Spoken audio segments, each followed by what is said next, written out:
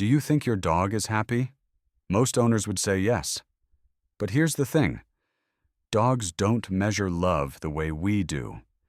There are simple things your dog is quietly waiting for you to do every single day. And almost no one does them. When you miss them, your dog notices. They just can't tell you. Today we're covering 7 of them. Let's start with the one almost everyone gets wrong. 1. Let them sniff. Stop rushing them. Have you ever tugged your dog away from something they were sniffing on a walk? Most owners do it every day without thinking twice. It feels like you're just keeping things moving. But for your dog, that walk isn't just exercise. It's how they experience the entire world.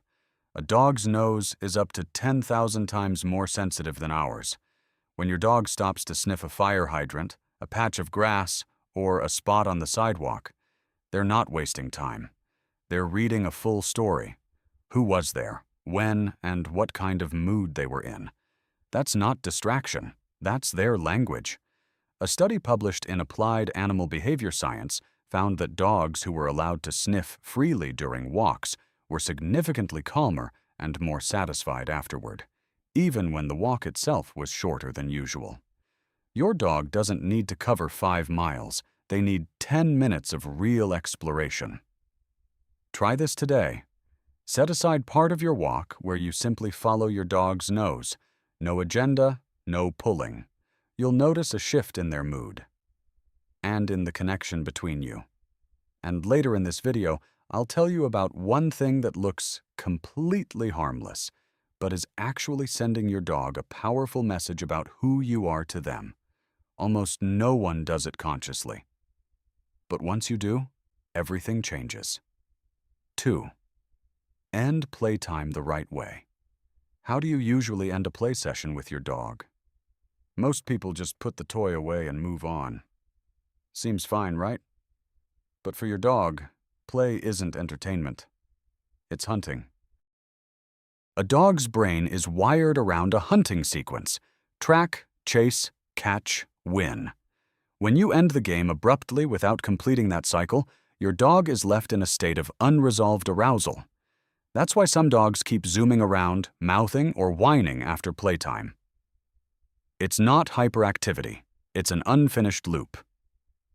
The fix is simple. Always let your dog win at the end. Let them grab the toy, shake it, own it. Then follow it up with a small treat to simulate the final phase of the hunt. The meal. After that, your dog will settle down faster and feel more bonded to you, because you were the one who gave them that sense of completion. 3. Use your special voice. Have you ever caught yourself talking to your dog in a voice you would never use around other people? That soft, slightly high-pitched, goofy tone that just comes out naturally? Don't be embarrassed. You're actually doing something right.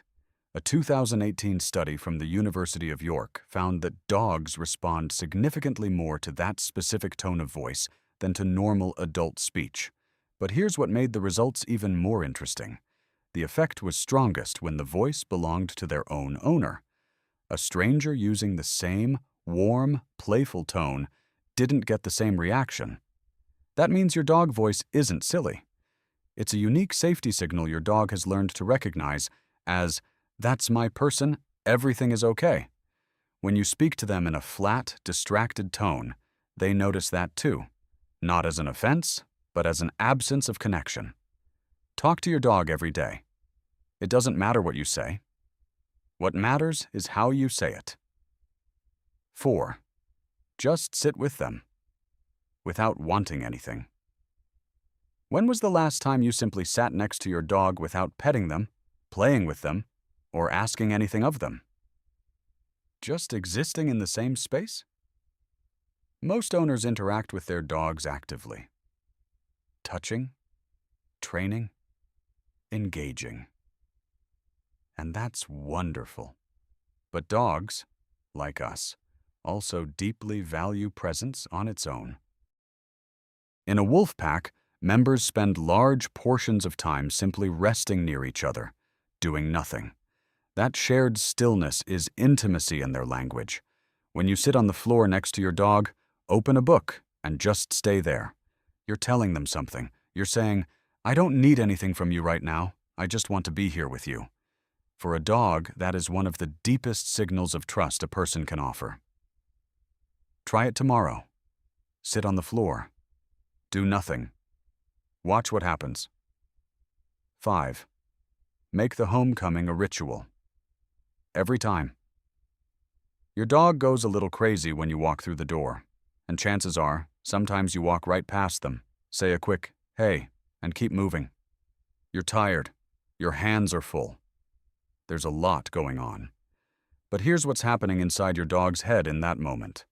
Research shows that dogs experience your return home as one of the most significant events of their entire day.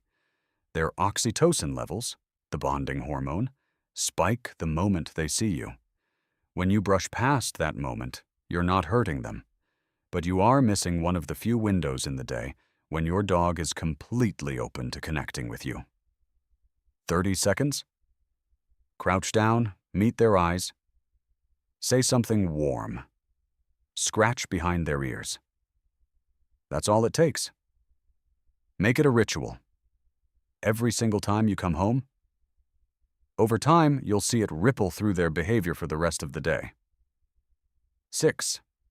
Touch them in the right places. Most people pet their dog the same way. Long strokes down the back, a pat on the head. The dog tolerates it.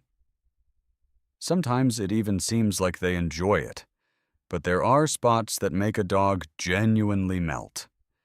And most owners walk right past them every day.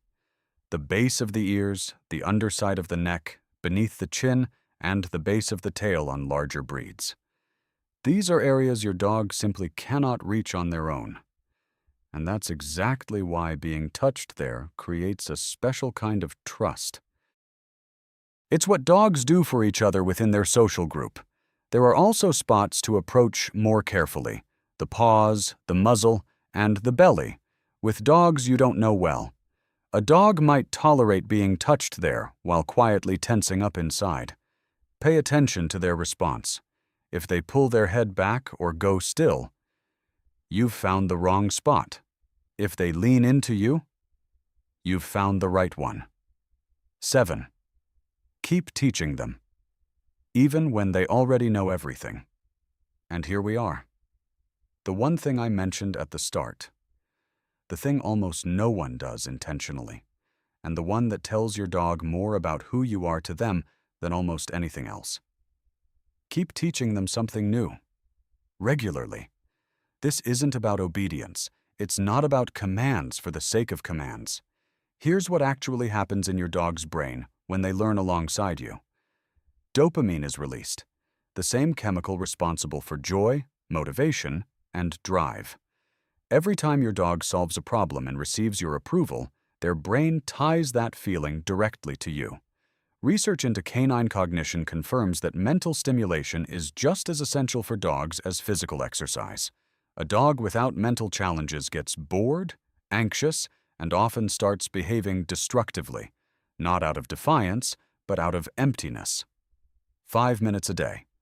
A new trick, a new game, a nosework puzzle. The difficulty doesn't matter. What matters is the process. The two of you figuring something out together. In those moments, you're not just the person who feeds your dog, you're their partner. And that is the deepest thing a dog can feel toward another living being. None of these 7 things require money, special equipment, or a lot of time.